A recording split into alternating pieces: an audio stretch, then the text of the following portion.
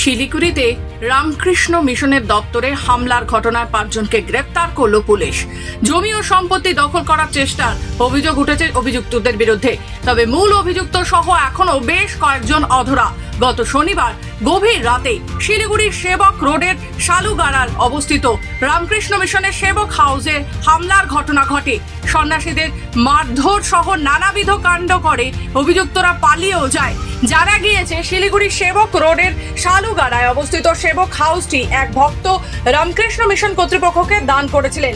দীর্ঘদিন ধরেই ওই জায়গায় বসবাস করে রামকৃষ্ণ আশ্রমের আবাসিকেরা।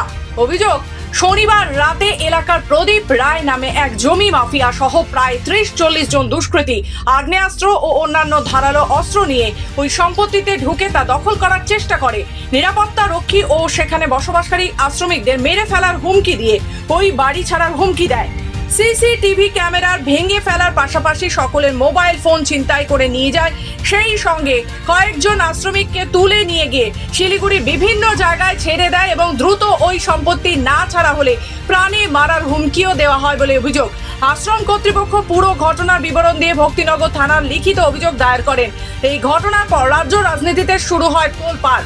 ঘটনার নিন্দা করেন খোদ প্রধানমন্ত্রী। অবশেষে চাপে পড়ে ঘটনার তদন্তে নেমে মূল অভিযুক্তকে গ্রেফতার না করলেও মোট 5 জনকে গ্রেফতার করেছে পুলিশ। বুধবার সাংবাদিকদের মুখোমুখি হয়ে শিলিগুড়ি মেট্রোপলিটন পুলিশের ডিসিপি ইস্ট দীপক সরকার বলেন, রামকৃষ্ণ মিশনে হামলার ঘটনায় মঙ্গলবার রাতে 5 জনকে গ্রেফতার করা হয়।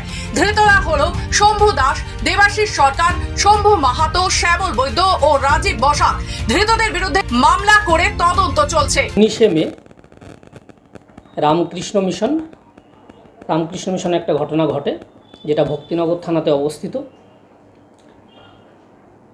এবং সেই ঘটনায় রামকৃষ্ণ মিশন একটা কমপ্লেন করে। আমরা সেই বেসিসে কেস করি এবং সেই কেসের বেসিসে আমরা ইনভেস্টিগেশন করি এবং ইনভেস্টিগেশন করে গত রাতে আমরা 5 জনকে অ্যারেস্ট করেছি।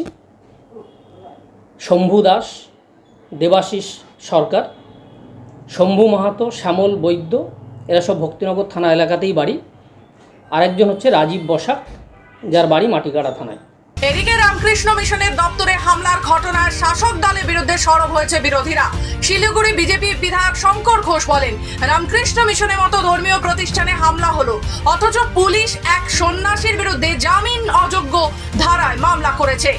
কিন্তু অভিযুক্তদের বিরুদ্ধে জামিনযোগ্য ধারায় মামলা করেছে পুলিশ। এই ঘটনাটা খুবই আশ্চর্যের। শাসক দলের অঙ্গুলি হেলনেই পুলিশ এই কাজ করছে বলে তার অভিযোগ। আর আজকের দিনে দাঁড়িয়ে শিলিগুড়ি পুলিশ কমিশনারে কিভাবে একজন অপরাধীকে এবং তৃণমূল পোষিত এই অপরাধী যাতে সম্পত্তি দখল করতে পারে, সেই দখল করবার জন্য যেভাবে সহযোগিতা করেছে তাকে নিন্দা জানানোর কোনো ভাষা নেই। একজন অপরাধীর অভিযোগের ভিত্তিতে রামকৃষ্ণ মিশনের সাধুদের প্রতি তারা অজামিনযোগ্য অর্থাৎ নন বেলেবল কেস দেয়, আর যিনি এই মূল কাণ্ডে এই রামকৃষ্ণ মিশনের জমি দখলের মূল মাথা, তাকে জামিনযোগ্য অপরাধ দেয়। আর জামিন। উত্তরবঙ্গ থেকে নিজস্ব প্রতিনিধি রিপোর্ট, খবর বাংলা।